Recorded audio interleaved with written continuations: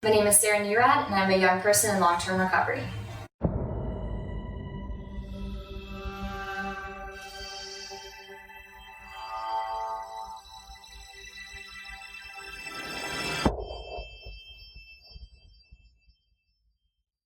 I grew up in Houston, Texas, in your average family, and from the time I was a little girl, I always knew that I wanted to do bad things when I got older. I don't know where that came from. I don't know if I saw something on TV or if I just had an overly active imagination, but I always had this thing inside that I knew was there. And when I got into high school and drugs and alcohol were presented in front of me, I consciously made the decision that now is the time for me to really grasp that I had a problem, because on the outside everything seemed fine.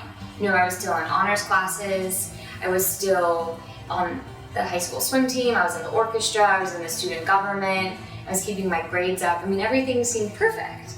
You know, but on the inside I was just struggling with, what am I doing with my life and who am I? And I can't stop using drugs. And I was living this, you know, there were these two very different worlds that I was living in. I had my daytime life and then I had my after school evening life with very different people. I behaved very differently. And that was uncomfortable, to be that Dr. Jekyll, Mr. Hyde person when you're 15, 16, 17 years old. And my addiction eventually crossed a line, this point of no return. And after entering treatment for my second time as an adolescent, I was able to kind of look deep at, where is this really gonna go? How's this gonna work out for me? I'm 17, I have no skills, I have no job, no car. Am I really about to make this commitment to continue using drugs? The recovery community is all over the world. It's everywhere that we could possibly go. There's gonna be other people there that are in recovery and doing this deal with us. It's a support network. A lot of times it's completely free to be a part of it.